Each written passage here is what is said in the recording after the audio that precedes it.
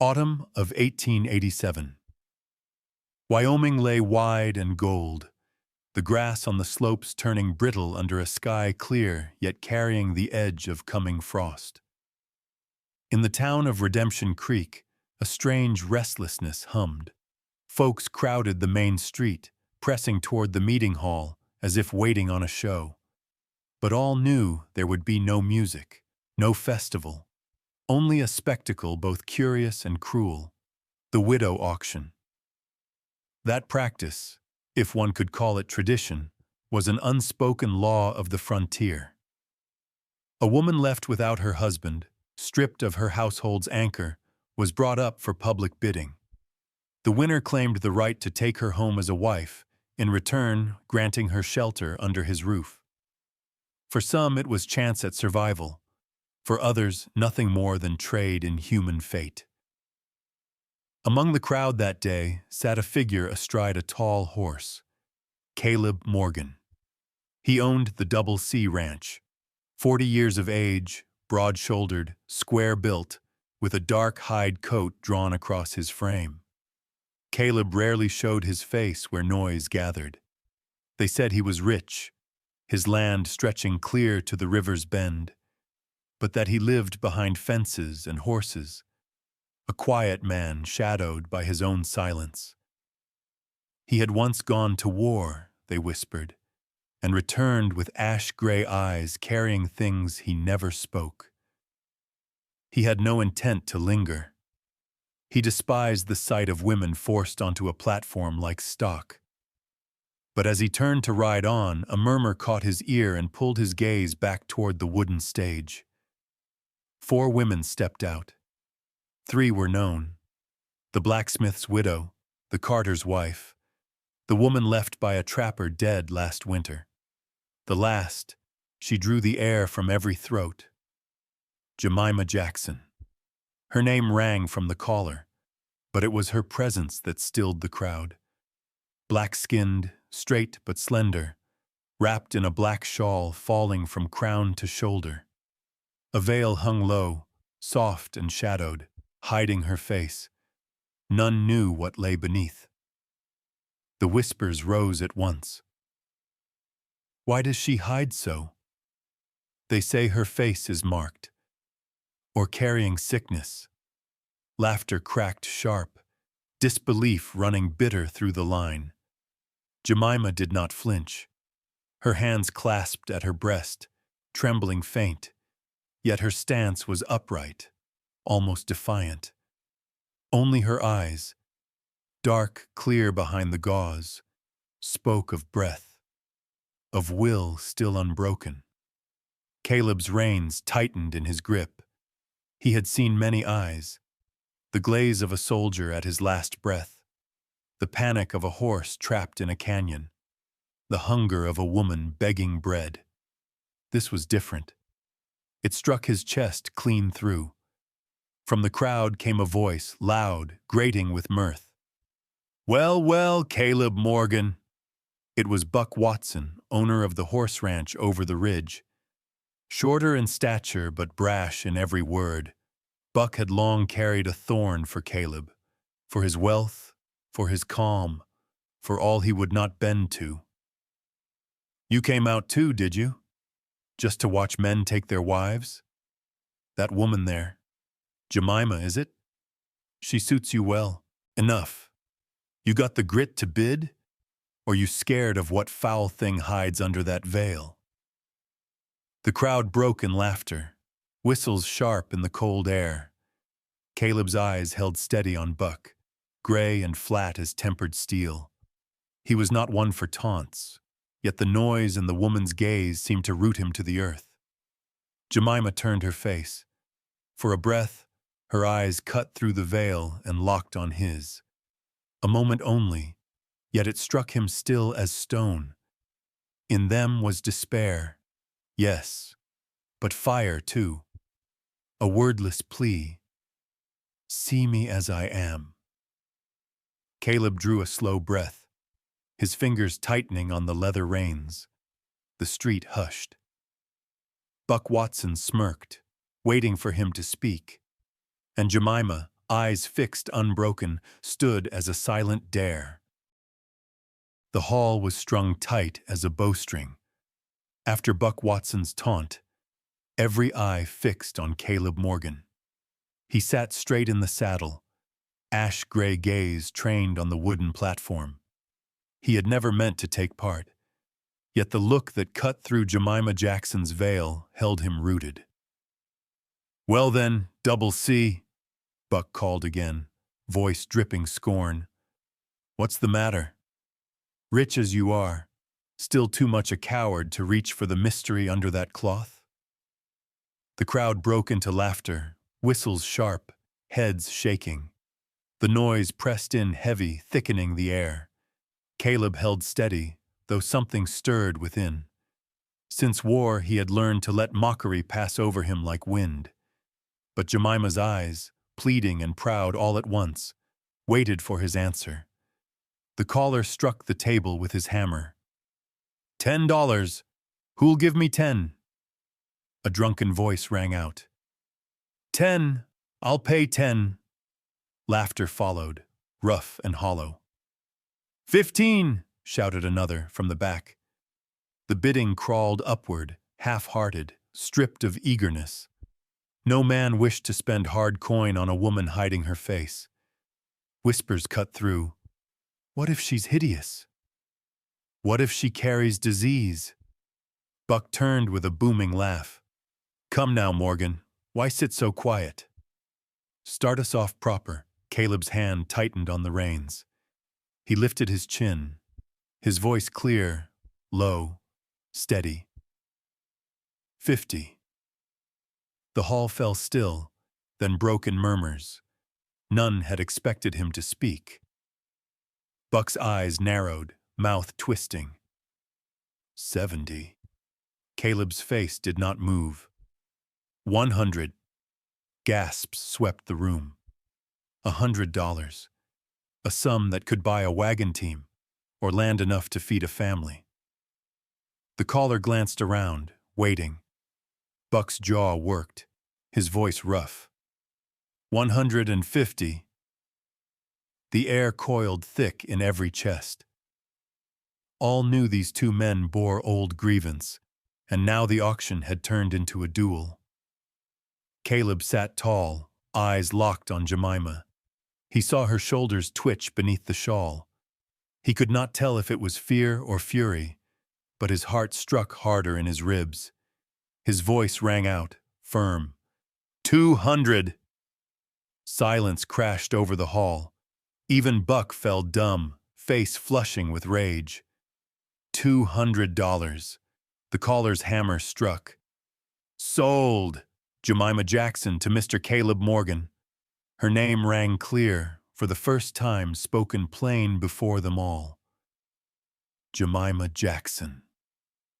The room stirred again, mocking laughs, sighs, wide-eyed shock. Caleb paid them no mind. He strode to the stage, his broad hand reaching upward. Jemima faltered. A breath of pause, the whole crowd holding still.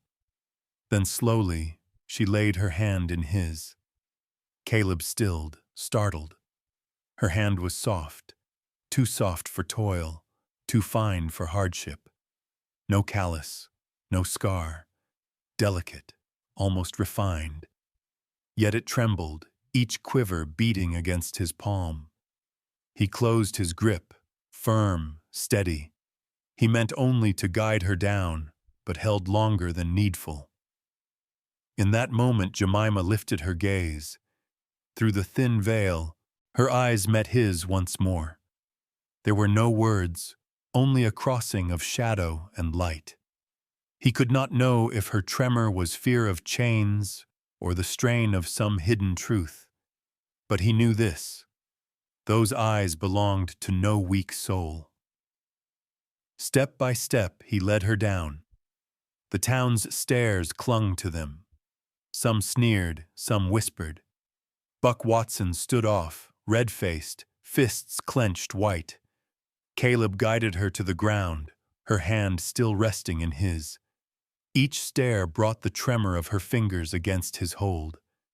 When her feet touched earth, He released slow, letting his fingertips graze her skin before parting. Jemima lowered her gaze, veil falling once more. For an instant, Caleb caught the press of her lips, tight, as if sealing in a long-suffered wait. He could not yet tell where this forced union might lead, but one thing in him had shifted, sure as the strike of iron on anvil. That evening, clouds pressed low, the sunset spilling fire across the ridges, turning Redemption Creek into a valley of shadow and flame.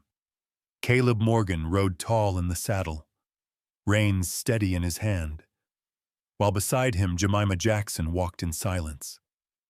She still wore the heavy black shawl, her face veiled. No word passed between them on the long road out of town. Only the rhythm of hooves, the whisper of wind through brittle grass, and the distant cry of crows broke the stillness. Caleb glanced toward her, noting how her shoulders stayed straight, though they quivered under the chill gusts. He thought to speak, but her eyes, dark depths behind the gauze, kept him silent. The Double C Ranch rose ahead on the horizon, fences stretching wide, horses running free across pasture, the main house standing firm among aspen trees. In the yard, Maria, the old housekeeper, stiffened at the sight of the veiled woman. She gave a respectful nod, asked no question, and stepped aside. Caleb led Jemima down the hall of pine and hearth smoke, stopping at a door at the end. He opened it, lamplight spilling across the floor. "This will be your room," he said quietly. "I'll force nothing on you. When you're ready, you can lay the veil aside." She gave a faint nod, entered, and closed the door. Night settled deep. The ranch lay hushed under the wind's long cry. In his study, Caleb sat with a half-full glass of whiskey, untouched. His mind lingered on the woman he had brought home from town, her silence weighing heavier than any words. Near midnight, a soft knock stirred him. He set the glass aside, rose and opened the door. Jemima stood there, still cloaked head to foot.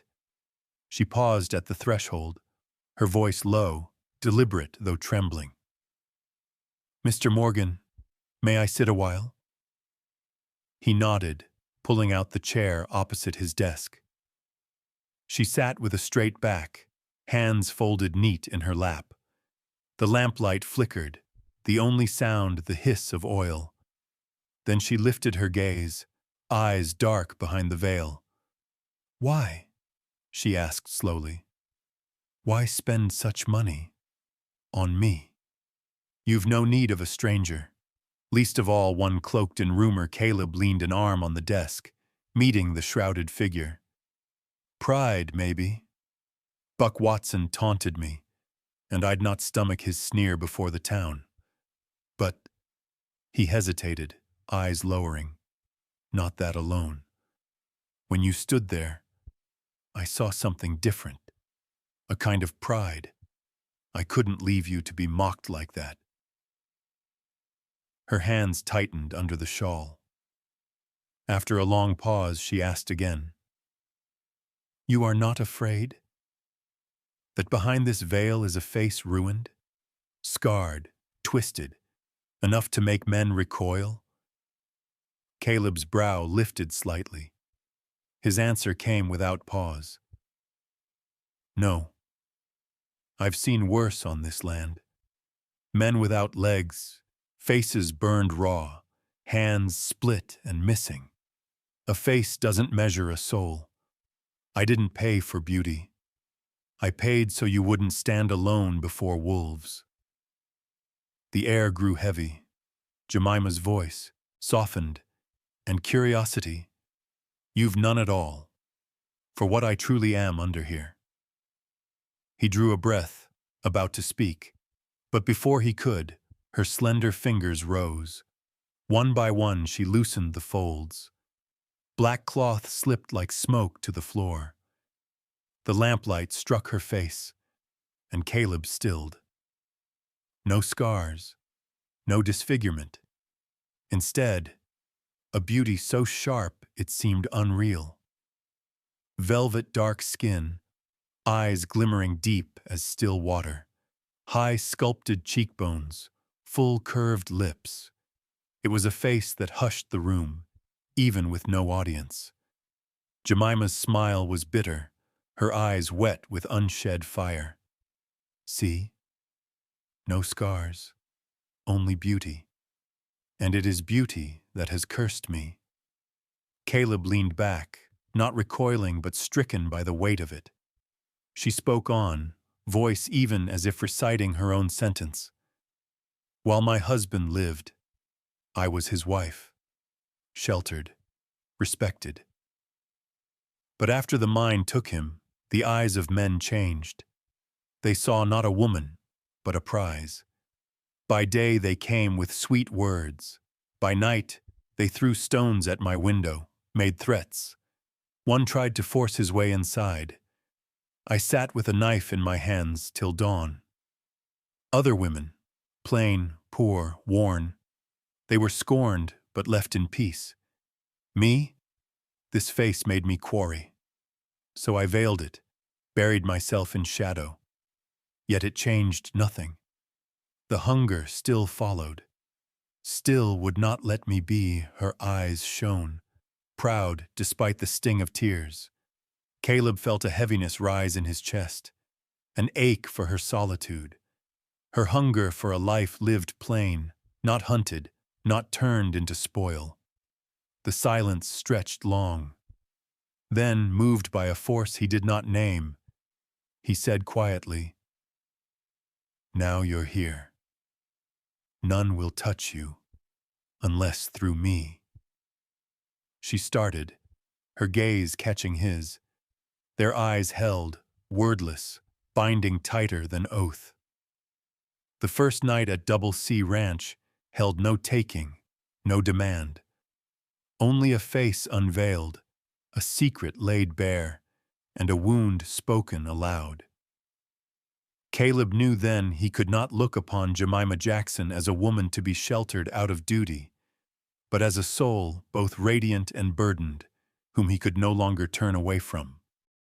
Autumn in Wyoming softened after the howling winds. At Double C Ranch, life carried its steady rhythm, the ring of hammer on horseshoe, the lowing of cattle from the valley, the drift of kitchen smoke rising from Maria's stove. Yet something new threaded itself into that routine, the presence of Jemima Jackson. At first, she kept to her room, stepping out only when needed, her black veil still wrapped tight so that all gave her distance. Maria, seasoned by years of keeping house, asked no questions. Instead, she pressed small tasks into Jemima's hands, sorting beans, rinsing rice, setting the kitchen in order. They were invitations, not demands, giving her a chance to feel useful again. One morning, Jemima followed Maria out back. There lay a patch of ground once a vegetable garden, now overrun with weeds. Maria shook her head. "Soil's worn out. I've tried more than once. Nothing will grow." Jemima crouched, sleeves rolled, her slender fingers sifting through cracked earth. The dust smelled dry and bitter, but she did not recoil. Instead, a faint smile touched her lips, the first since she'd arrived. "Every soil can breathe," she murmured, "if someone has patience." Maria studied her strangely, then shrugged. "If you care to try, it's yours." From that day, Jemima came each morning. She cleared weeds, turned earth, dug narrow channels for water. Her hands, once made for pen and paper, grew rough under sun, yet her movements were steady, meticulous. Ranch hands, men used to rope and saddle, not spade and hoe, watched from a distance at first, their laughter edged with mockery. "So the mysterious lady fancies herself a gardener," one muttered. But when green shoots began to pierce the soil, when tomatoes and squash took root, the jeers faded. They found themselves carrying water buckets, hauling soil at her side. Maria noticed Jemima still kept the veil when she worked. But one golden morning, sweat streaked her temple, and she slipped the cloth free. For the first time, her face was revealed under open day. Sunlight traced her features. Warm brown skin, eyes deep and alight, the faintest curve of a smile. The ranch hands froze, struck dumb. They had not imagined such beauty beneath the shawl, beauty that stilled rather than provoked. None dared speak crude. Their looks shifted, careful, even reverent. A young hand, Pete, plucked a wildflower from the fence and clumsily offered it. Jemima smiled, her voice gentle. "Thank you, Pete. It's lovely." His cheeks flamed red. He fled toward the stables, leaving the others in silence, respect plain in their eyes. From the porch, Caleb Morgan watched. He leaned against a post, gray eyes fixed on her figure in the sun. He saw Pete's clumsy gift, saw the altered gazes of the men. Something stirred. Jealousy. Faint, but undeniable. Jemima glanced up. Their eyes met across the yard, held for a heartbeat too long, then broke away. Caleb turned, fussing with a mong, horse's tether. Jemima bent again to her beans, water streaming from the dipper. Yet both felt the undercurrent, nameless, disquieting. Maria stepped onto the porch with a basket of greens. She caught Caleb's gaze, caught his lingering attention, and smiled faintly, the knowing smile of one who had lived long and seen much. Days passed, and the garden thrived. Jemima was no longer a veiled shadow drifting through halls, but a thread in the ranch's fabric. She discussed compost with Maria, taught Pete to prune wilted leaves, listened as the hands shared stories of past winters. Each small act, each quiet smile, stitched trust back into lives worn thin by hardship. Caleb took it all in. He said little, offered no command. Yet at night, when he sat alone on the porch, he recalled Jemima's eyes in the sunlight. Eyes once heavy with sorrow, now touched with moments of peace. That memory left him both eased and uneasy, as though some part of him had been altered without his consent. The first winter sun fell sharp on the Wyoming plains, dry and searing, though the air carried chill. Work at Double C Ranch never paused, and that morning the men were hauling sacks of grain into the storehouse. Pete, eager as always, hoisted one heavy bag on his shoulder with a grin. The grin vanished when a scream tore from inside. Pete dropped the sack, his face gone white. "Snake!" "There's a rattler in the grain." The ranch hands stumbled back, fear etched in their eyes. In Wyoming, rattlesnakes were no strangers, but facing one meant death quick as a bullet. From the straw heap came the hiss and rattle of its tail, metal on metal, chilling as a blade drawn slow. They stood frozen, none daring to step closer. Caleb had just left the stables when Jemima appeared in the doorway. She wore only a simple work dress, her hair knotted high, her face unveiled. "Step back," she said. Her voice was calm, low, but steady enough to cut through the panic. She strode inside, black eyes fixed, scanning the shadows. Her hand closed around a wooden handle propped against the wall. She twirled it lightly once. The snake coiled, head raised, tongue flicking. The tail rattled harder, warning sharp as gunfire. For a breath, the air locked still. Then Jemima lunged. The staff cracked down just behind the serpent's head. It writhed and lashed, but she struck again, swift and certain. The thud echoed off timber. The snake sagged, limp, lifeless. Silence followed. The men gaped, mouths open. Pete stammered, "Lord above, she—" Maria was first to speak, her voice hushed. "I've never seen hands that steady." Caleb stepped forward, his eyes fixed on Jemima. He had thought her fragile, needing guard. But here she stood, a woman alone against venom, her movements firm, fearless. His chest gave a beat he could not name. Jemima let the staff fall. Only then did her hand tremble, releasing. Caleb saw it, the small scrape across her skin, blood beading. He crossed to her quick, catching her hand. "You're hurt." She froze. His hand was large, warm, enclosing hers. He bent over the wound, his thumb brushing gently along her palm. It was but a scratch, yet his focus was fierce as if her life hung on it. "It's nothing." She began to pull away, but he held firm. From his pocket he drew a kerchief, wiping the blood with slow, careful strokes.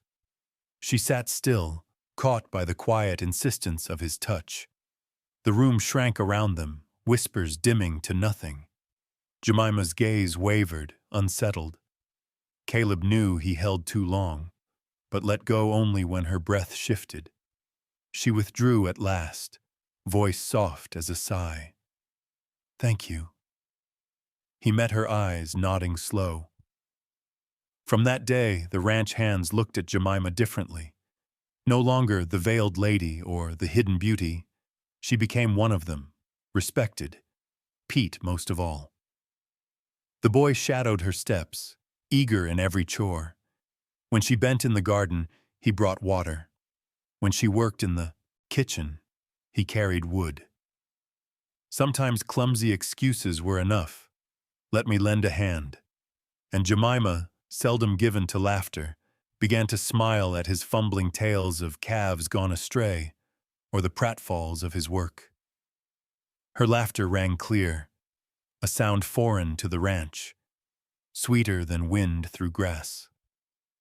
From the porch, Caleb watched. He saw Pete offer a wildflower, saw Jemima tilt her head, the faintest smile bright under the sun. Each time something tightened in him, sharp as wire. He did not blame her. She had a right to smile, to feel joy after years of shadow. Yet the stirring inside him was unmistakable. Jealousy. A feeling he thought buried with his soldier's past, now clawed back to life. Caleb stood in the shade, eyes fixed too long, then turned away, quick. He would not let them see the storm in him. But in the marrow of his bones he knew, since Jemima had crossed his threshold, nothing remained as it had been, and the change he could not master. That evening, Caleb Morgan chose to take Jemima riding across the range. Their horses walked side by side along the dirt road that cut into the prairie. The sky was awash in pale violet. Threads of cloud stretched thin like spun silk. Caleb said little, yet Jemima felt his gaze drift toward her often, steady and searching. At first, the talk was simple. Horses, cattle, the work of winter.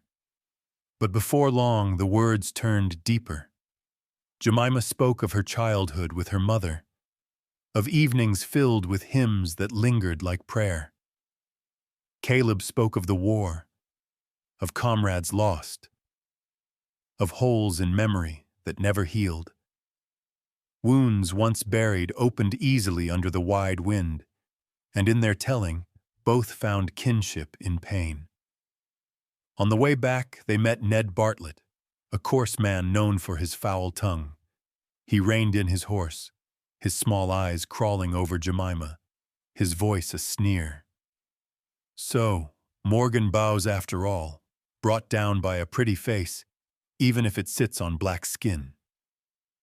The words dropped like lead. Caleb's jaw clenched.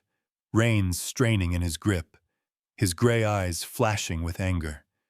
He was ready to leap down and answer with his fists, but Jemima's hand touched his arm, gentle yet firm.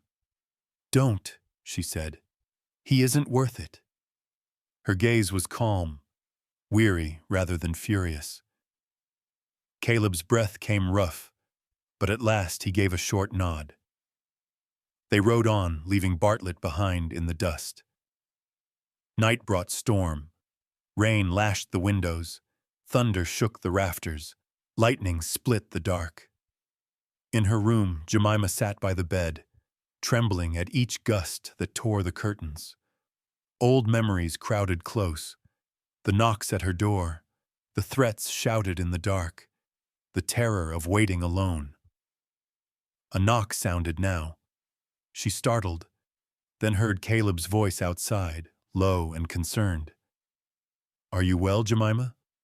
She opened the door. He stood damp from the storm, his eyes searching, guarded. "I'm fine," she whispered. He nodded. "Good."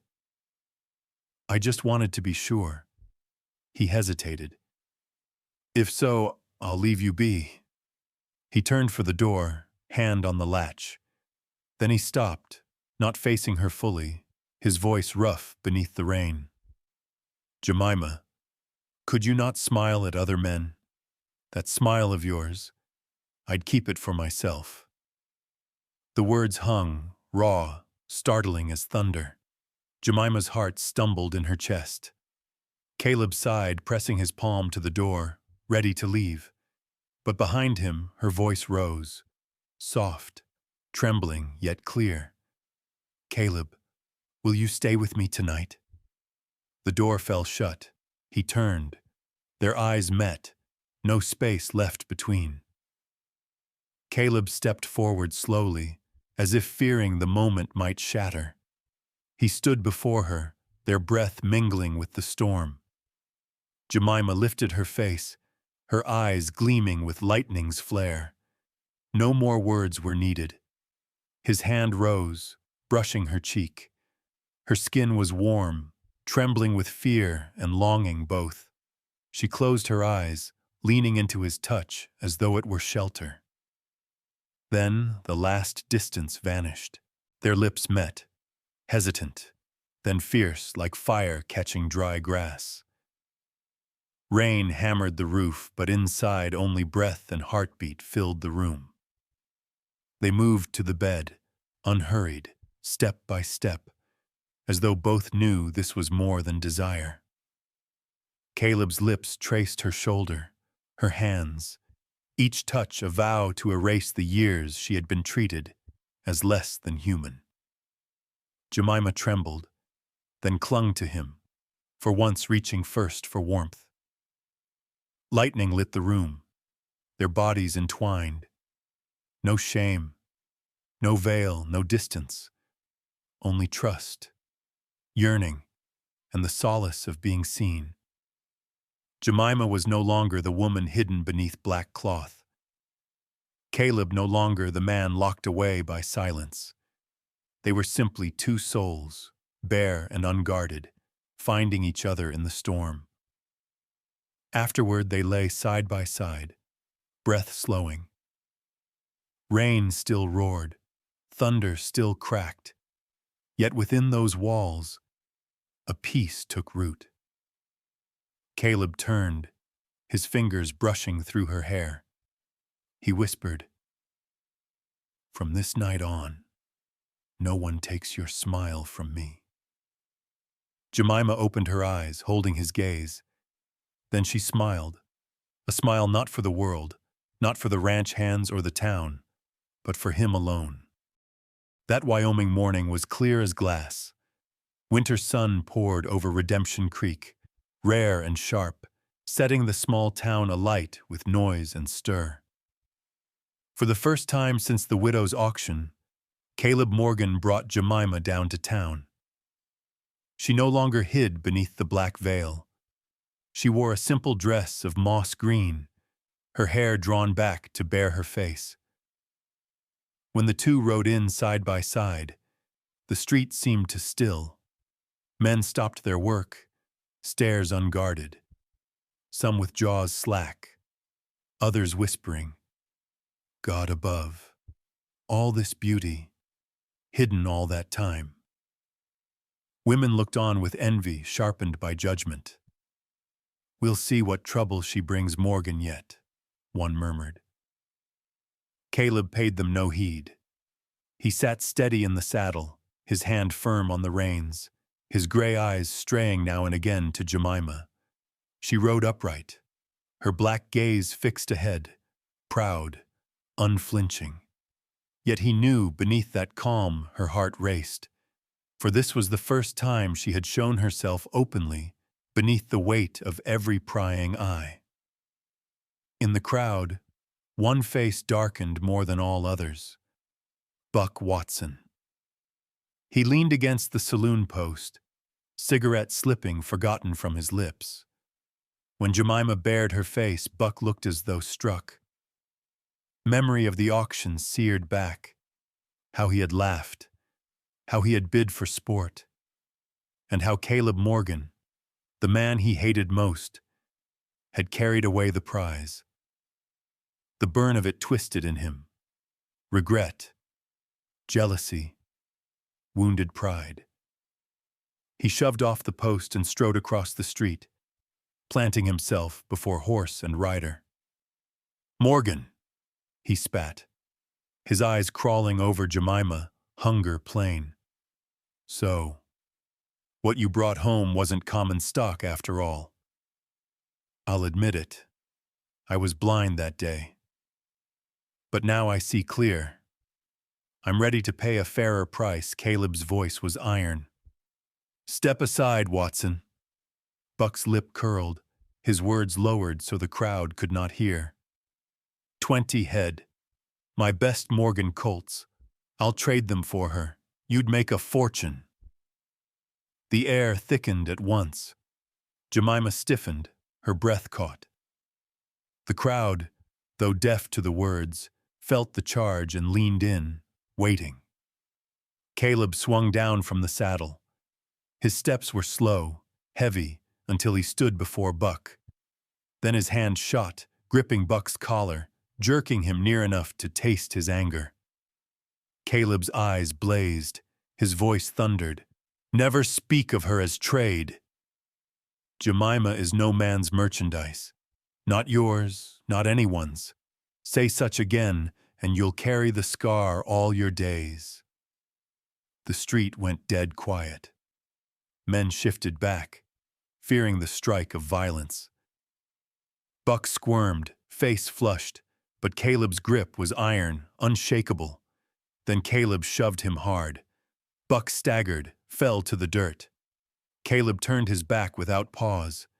He reached up, lifted Jemima gently down, and led her past the staring crowd. Murmurs rose behind them, but none dared interfere. On the road home, Jemima sat close behind him, her hand resting light against his waist. She spoke no word, but her weight leaned to him, and he felt it. That choice, that trust. No pretense, no veil between them. Caleb bent his head, catching the faint scent of her hair carried on the wind. His heart slowed, heavy with warmth. In that moment, he knew Jemima no longer saw him as the rancher who bought her from an auction block. She leaned on him as a woman leans on her man. They rode on in silence, but it was no empty quiet. It brimmed, binding them tighter than any oath spoken aloud.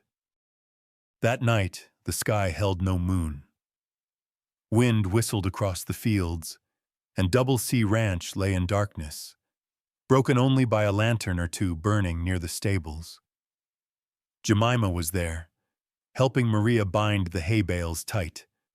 Horses shifted and snorted, hooves tapping steady, the sort of sound so familiar no one thought to be wary. But at the far edge of the fence, a figure lurked. He moved low, eyes darting. A torch flared bright in his hand. He hurled it into the straw piled against the wall. In an instant the flames caught, wind carrying them upward, a red streak tearing through the dark. "Fire! The stables are burning!" The cry split the night. Ranch hands came running from the bunkhouse, faces pale as they saw the blaze climbing fast up the timber. Inside, horses screamed, eyes wild, slamming against their stalls in terror. "Jemima's still in there!" Maria shrieked, her face drained. Caleb heard from the yard. He didn't think twice. He tore off his coat and plunged straight into the smoke. Heat blasted him. Smoke clawed his eyes raw. He pressed his arm across his mouth and pushed forward. Through the haze, he heard coughing, weak but steady. Jemima knelt by a stall, struggling to wrench open the iron latch as a frantic horse kicked and reared. "Jemima!" Caleb roared, seizing her, yanking her back. He drove his shoulder into the gate. The latch snapped, and the horse bolted, nearly knocking them flat. Caleb wrapped an arm around Jemima, dragging her toward the door. But overhead, a burning beam gave way, crashing down across his arm, fire licking his sleeve. Pain tore through him. "Your arm!" Jemima gasped. "It's nothing!" he snarled, smothering the flames with a ragged twist of cloth. He gritted his teeth, hauling her out. Behind them, the roof thundered down, sparks leaping into the sky.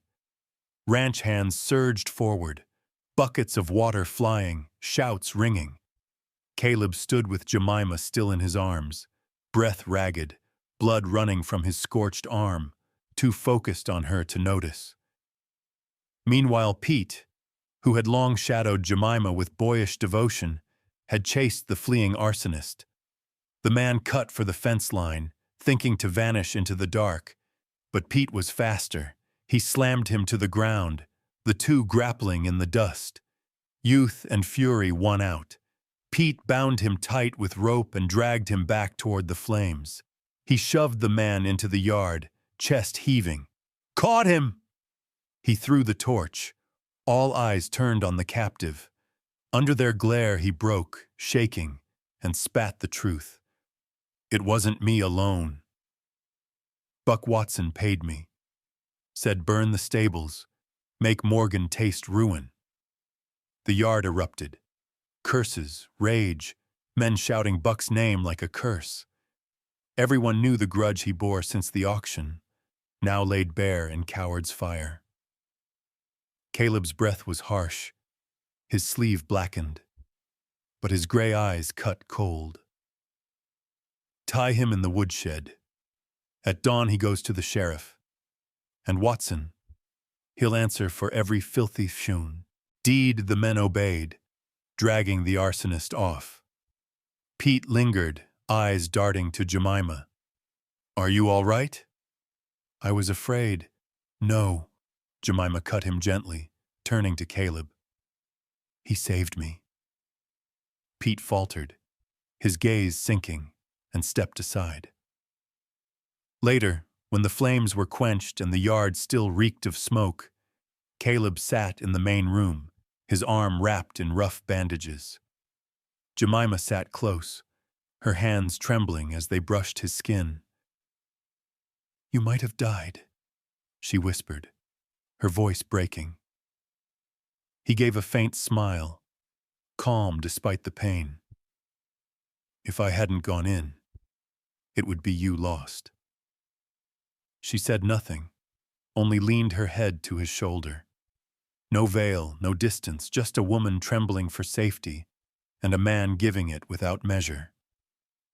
Caleb breathed deep, catching the smoke scent tangled in her hair, yet beneath it the warmth of her. He tilted his cheek to rest against her crown, and in that moment he knew. Buck Watson might burn barns, might send men to sabotage, but he would never lay a hand on this, on the trust Jemima had placed in him. Outside, the wind moaned over the embers still glowing. But in that small room, two lives sat pressed together, needing no words to know their fates were bound as one. That morning, Redemption Creek stirred like a hive. The church bell tolled long and heavy, calling folk to gather at the small courthouse on Main Street. Word had flown fast. Caleb Morgan and his ranch hands were bringing the arsonist to trial, and with him the name of Buck Watson. Inside the paneled room of rough-hewn timber, every bench was filled. Voices hummed, eager for the fall of a man who had stirred enmity for years. Caleb sat in the front row, his arm still bound in bandages, Jemima close at his side, her face calm, her eyes bright with fire. Behind them stood Pete and the ranch hands, a wall of strength. The arsonist was dragged in, wrists tied, his head bent low. Minutes later, Buck Watson entered, slicked hair, gray coat, his swagger worn thin. His eyes darted, no longer bold. The old judge struck his gavel, voice ringing. "This court hears the charge of arson at Double C Ranch. Samuel Briggs is named as the hand who lit the fire, but testimony claims Buck Watson paid him. We will hear the proof Samuel Briggs was shoved to the center." Under the weight of every stare, his words stumbled out. I only did what Buck Watson told me. He gave me money, told me to burn Morgan's stables. I didn't mean no harm, just followed orders. Buck shot to his feet. Lies. He smears my name. I had no part in this. The crowd rustled, some nodding, some shaking their heads.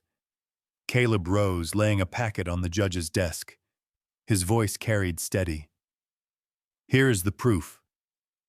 We found the purse of coins in Briggs's house, each marked with the stamp Buck Watson uses on every wage he pays. Look close. The judge lifted the paper wrapping. In the light, plain as day, the hoof and W brand stood clear on the silver.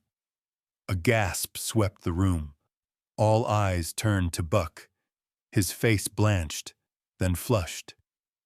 It's forged. Money is money. Marks mean nothing. But a ranch hand from Double C stepped forward. I worked for Buck once. My pay came stamped the same, week after week. It can't be mistaken. Another voice rose from the crowd. I seen it too. Delivered horses, paid with those coins. Everyone knows his mark. Buck faltered, his eyes wild, searching. The gavel fell, sharp. Silence. The court finds Samuel Briggs guilty of arson. He will serve his sentence. Buck Watson is judged guilty of conspiracy, ordered to pay damages to Double C Ranch, and barred from horse trade for 3 years. The room broke into clamor. Some shook their heads. At last, his mask torn. Others muttered, he thought himself untouchable. Now he pays. Buck's cry rang harsh. I'm framed. Morgan did this. You'll regret it, all of you. But no ear bent to him. Even his old allies turned aside, unwilling to share his fall. 2 deputies hauled him out, chains rattling, pride broken to dust. Jemima sat still, her hands knotted, then loosed with a long breath.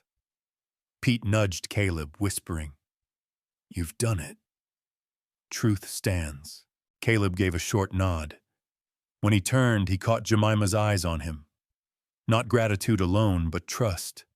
Deep, unshaken. When they left the courthouse, townsfolk drifted off, still whispering. Some spoke of Jemima's beauty, others of her courage in the fire. Yet all agreed. Caleb Morgan was more than land and horses. He was a man who would spend his blood to defend a woman's honor. On the steps, Jemima slowed. Then, before all eyes, she leaned her shoulder to his. Caleb stiffened, breath caught, then let it out, his hand settling gentle over hers. Under the blaze of the winter sun, before the whole of Redemption Creek, Jemima showed the world where her faith lay. That winter came late. Snow lay thin on the hills around Redemption Creek, the air sharp but not yet bitter. At Double C Ranch, the day broke with a different kind of stir. A pine arch was set at the gate. White ribbons ran the fence, and inside Maria and the ranch hands bustled, baking pies, warming cider, gathering flowers. Caleb Morgan said little, yet every detail bore his mark. He had ordered a wedding dress for Jemima, plain muslin, white as frost, edged with lace fine at the cuffs and hem. No finery, no grandeur, but in his eyes it was worthy of her, for this would be her first true bridal gown. Jemima had once been wed, but that day had been hurried, bare, in a small cabin with no flowers, no rings. Her husband poor, their witness only an old Bible on the table. Never had she dared to dream of walking an aisle in white, blessed before all. That morning Maria guided her to the mirror. Jemima stared, her throat tight, and tears broke free. Not the bitter kind she had known, but tears of astonishment that fate had turned at last to give her this chance. The wedding was held in the little church at town's center. Low rafters, sunlight streaming through stained glass in colored shafts across the floor. The pews were full, folk drawn not only by duty, but by curiosity. Yet this time curiosity carried no scorn. Their gazes held something else: acknowledgement. Jemima Jackson, once bartered like stock, now walked proud in white. At the altar stood Caleb, tall and black, his shoulders filling the space. When the doors swung wide and Jemima stepped in, organ music rising, his breath caught. All he had ever thought of her, strong, proud, untouchable, melted into one truth. She was radiant, not for beauty alone, but for the quiet faith shining with every step. Nearer she came, and his hand reached. She set her smaller hand in his, and their eyes met. For a heartbeat, the church fell away, leaving only the two of them. The preacher spoke his blessing. Caleb and Jemima repeated the vows, steady, voices unshaken. At the exchange of rings, Caleb slid the silver band onto her finger. Then, instead of letting go, he lifted her hand and brushed his thumb to her cheek. A gesture plain, yet heavier than any oath. Jemima's tears fell then, but she smiled through them, her shoulders trembling. Caleb bent close, whispering low enough for her alone. "No shadow will touch you now."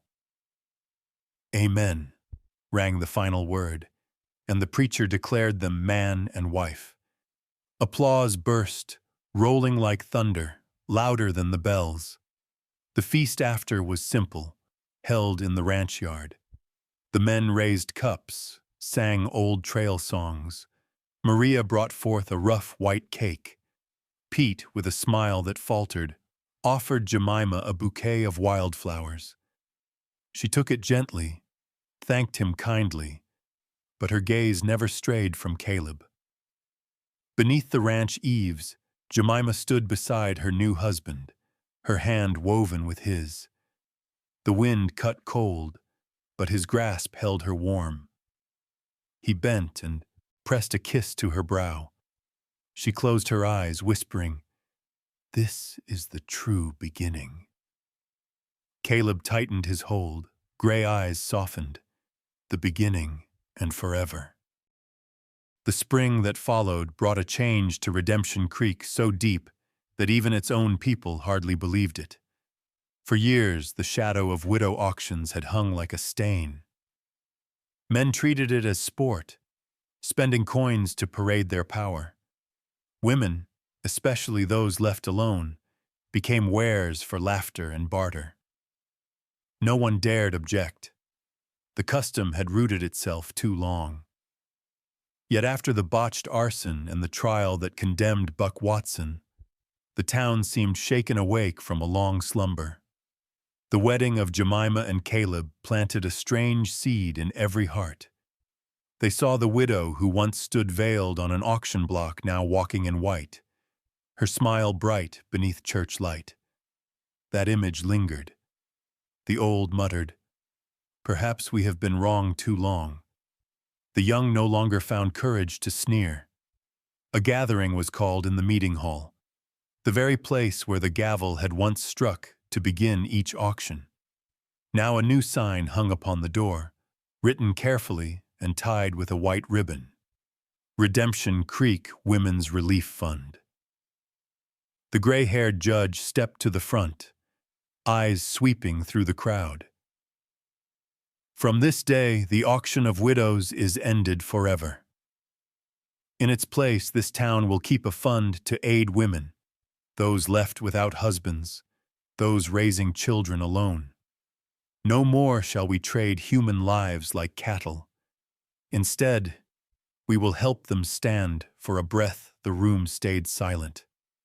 Then applause swelled, hesitant at first, then rolling like surf. Men who once slapped their knees in crude delight bowed their heads. Women in the front row gripped one another's hands, eyes bright with tears.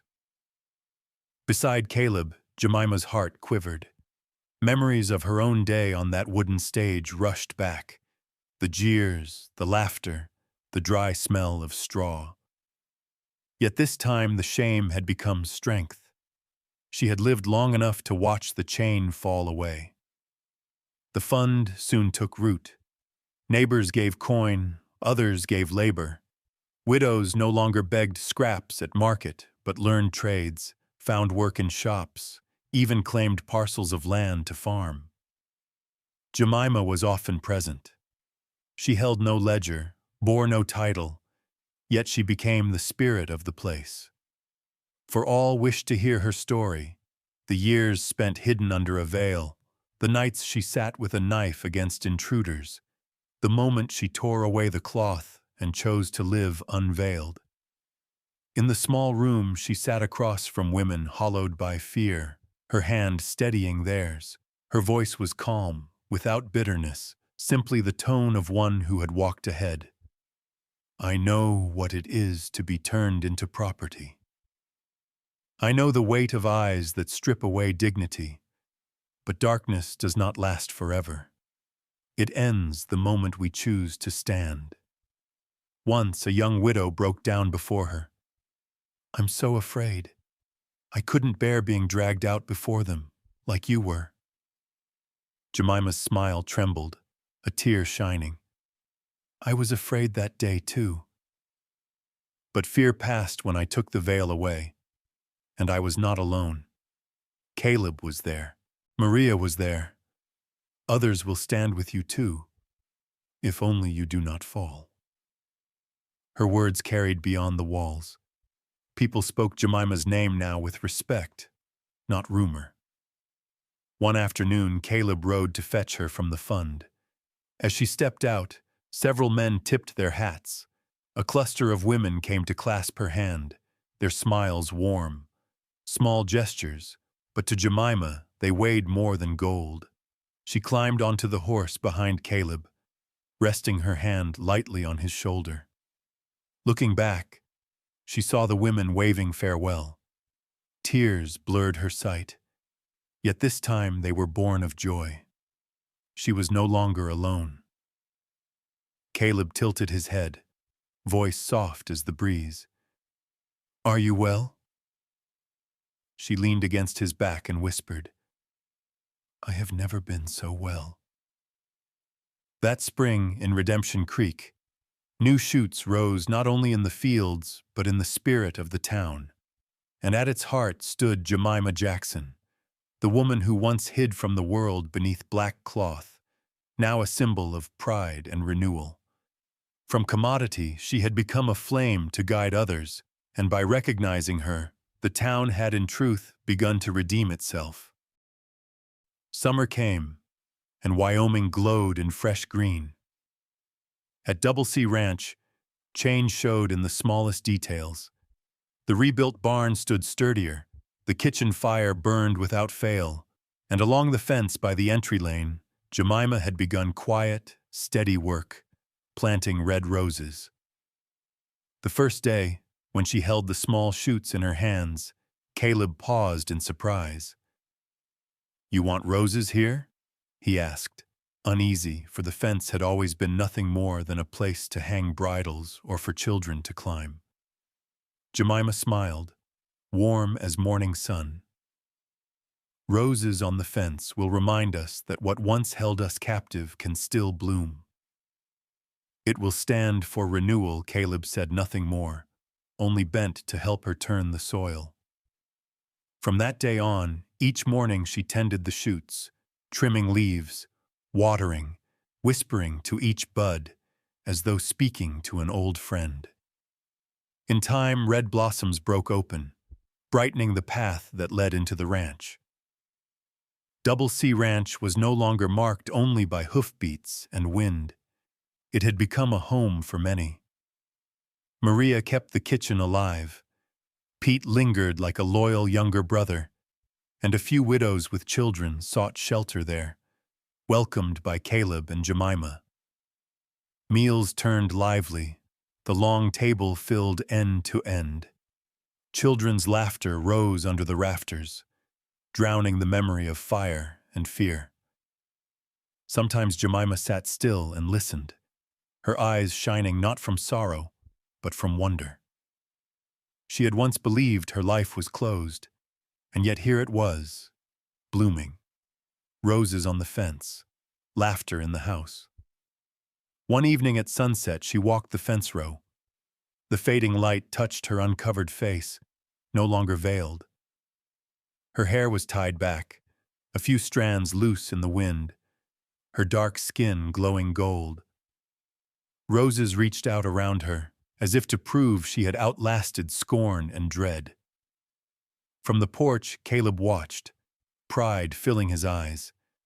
He did not need words, only to stand there and see the woman he loved live openly at last. Then a quiet joy came. One morning, Jemima took Caleb's hand and placed it upon her belly, her eyes shy yet shining. "Caleb, we are going to have a child." He froze, his calloused hand trembling as if reins had slipped. His heart thundered, years of solitude erased in an instant. He drew her close, whispering, "Thank you for giving me a new beginning." In her gaze there was no shadow now, only a tender flame. The roses flourished, a crimson blaze along the wooden fence. One dawn, the sun rose from the east, pouring light across the prairie. Jemima stood in the garden, her hand upon her belly, breathing the morning wind. Caleb came behind, wrapping her in his arms, resting his chin on her shoulder, his hands a vow that no power could part them. Before them stretched the ranch, horses galloping in the distance, children laughing in the yard. Behind them roses burned red as fire, and above the sky spread a canvas of rebirth. Jemima tilted her head, smiling. No veil, no fear, only a free woman, a home and a love strong enough to make roses bloom on fences once meant to hold her. Some stories pass like a stray wind, heard and forgotten. Others take root quietly, so that years later, sitting at dusk, we find ourselves stirred by them again. The journey of Jemima and Caleb in Redemption Creek is one such story. From a woman auctioned like stock, hidden behind black cloth, Jemima dared to step into the light.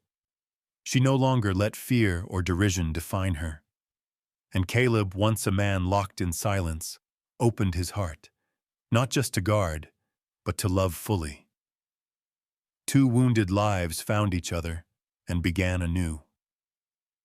The truest triumph was not in public victories or the downfall of an enemy. It was in the moment the town itself accepted her. when women waved farewell with smiles, when men tipped their hats in respect. That was proof enough that a community can change, can learn decency. Perhaps to those of you watching in later years, this story stirs something deep. For who among us has not borne loss, endured unfair judgment, or longed for a hand at the right moment? Jemima's tale reminds us it is never too late to be seen, to live true, and to find simple happiness. When she planted roses on the fence, she did more than adorn the ranch. She gave us a symbol. Where we were once bound, we can still bloom. And when she stood at dawn, carrying Caleb's child, we understood that love does more than redeem a soul. It can renew a whole small world. Friends, if one day you find yourself like Jemima, forced to cover pain behind a veil, would you dare to set it aside and choose to live openly? Share your thoughts below. If this story touched you, please leave a like, a subscription, and a comment, so we'll know this journey planted a seed in you too. And if you can, tell us, what was the fence that once held you, and what gave you back your freedom? Thank you for walking this road with us. May you always find a sunrise and a rose of your own in every season of life.